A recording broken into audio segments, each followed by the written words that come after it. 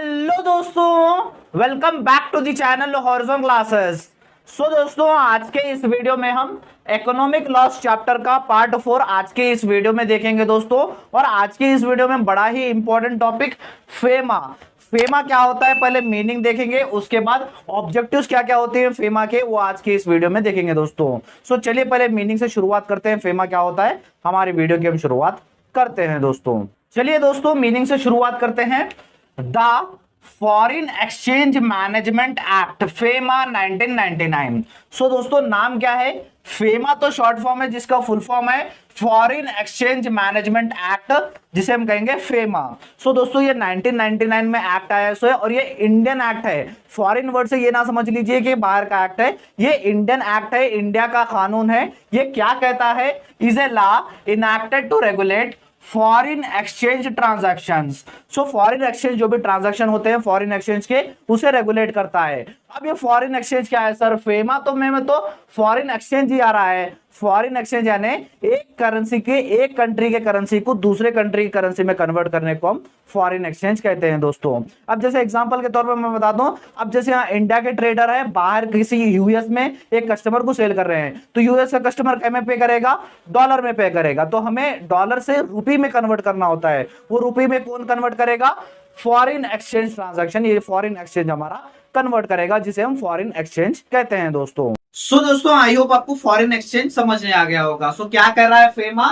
सारे foreign exchange transaction को regulate करता है, पहली बात फेमा। उसके बाद facilitate external trade, external trade का कंट्रोल करता है। एक्सटर्नल ट्रेड यानी अब यहां से अब यहाँ के कस्टमर हो, बाहर के गुड्स खरीदना चाहते हो, उसको कंट्रोल करने का, या तो फिर बाहर का कस्टमर है इंडियन गुड्स खरीदना चाहता है, सो उसे हम कहेंगे एक्सटर्नल ट्रेड। एक्सटर्नल ट्रेड को भी फैसिलेट करता है, कंट्रोल करता है। और लास्ट में and promote orderly development and maintenance of foreign exchange market in India. जो हमारे इंडिया में फॉरेन एक्सचेंज मार्केट है, जो जिसे हम फॉरेक्स मार्केट भी कहते हैं, फॉरेक्स मार्केट को डेवलप करने का और मेंटेनेंस करने का काम भी फेमा करता है दोस्तों।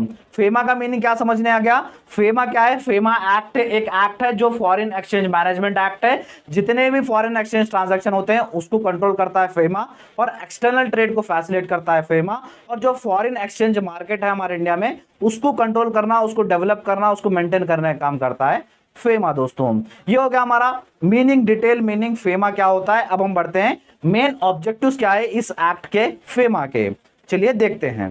दोस्तों, टोटल 7 ऑब्जेक्टिव्स हम आज देखेंगे इस टॉपिक में दोस्तों। फर्स्ट ऑब्जेक्टिव है to facilitate external trade and payments. जितने भी एक्सटर्नल ट्रेड हो गए उन सबको फैसिलिटेट करने का काम करता है फेमा। यानी आप यहाँ पर एक कस्टमर हो, बाहर से आप कुछ गुड्स पसंद आ रहा है आपके बाहर कंट्री का, सो उसको खरीदने में, या तो फिर एक ट्रेडर है, बाहर के गुड्स बाहर के कस्टमर को बेचना है, सो उसको हम कहते हैं एक्सटर्नल ट्रेड। सारे एक्सटर्नल ट्रेड को कंट्रोल करने का या तो फिर फैसिलिटेट करने का मेन ऑब्जेक्टिव होता है फेमा का।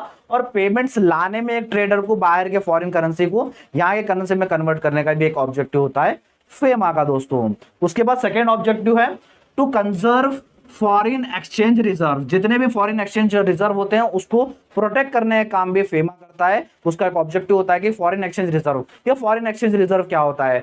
हर country foreign exchange reserve preserve करती है, प्रोटेक्ट करती है। हमारे पास भी आरबीआई है जो फॉरेन एक्सचेंज रिजर्व करता है।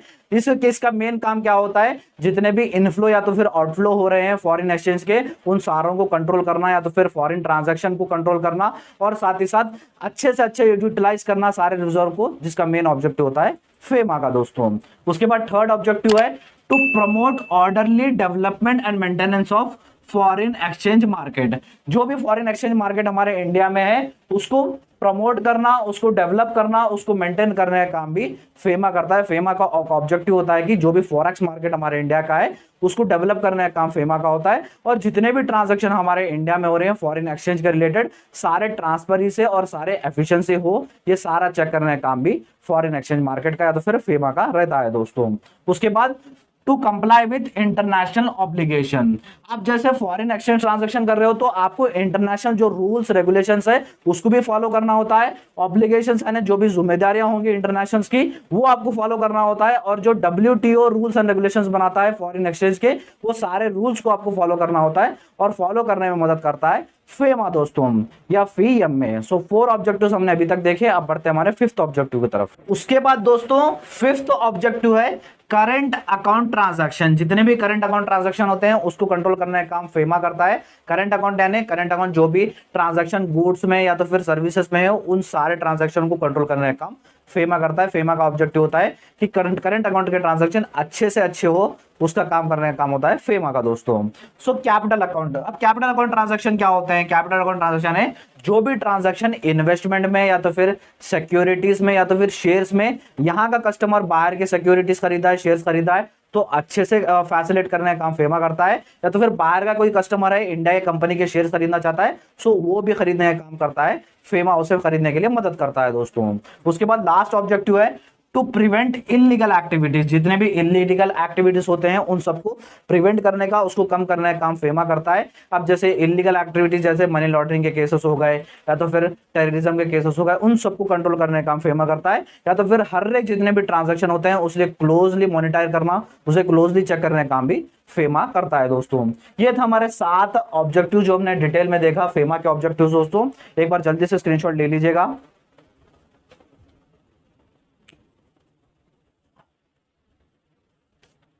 तो दोस्तों ये था हमारा आज का वीडियो दोस्तों। आई होप आपको हमारा आज का वीडियो अच्छा लगा होगा। और एक बात, मैं business regulatory framework BCom 4th sem के क्लासेस स्टार्ट कर दिया था, जिसके प्लेलिस्ट का लिंक मैं आपको डिस्क्रिप्शन बॉक्स में दे दूंगा, आप जाकर चेक कर लीजिए। और इस चैप्टर के पार्ट 1 से लेकर पार्ट 3 के भी लिंक्स आपको डिस्क्रिप्शन बॉक्स में मिल जाएंगे, एक बार डिस्क्रिप्शन बॉक्स चेक कर लीजिएगा। हमारा वीडियो अच्छा लगा तो वीडियो को लाइक कर दीजिए, इस चैनल को सब्सक्राइब भी कर लीजिएगा और अपने फ्रेंड्स के साथ इस वीडियो को शेयर भी कर दीजिएगा। थैंक यू सो मच दोस्तों।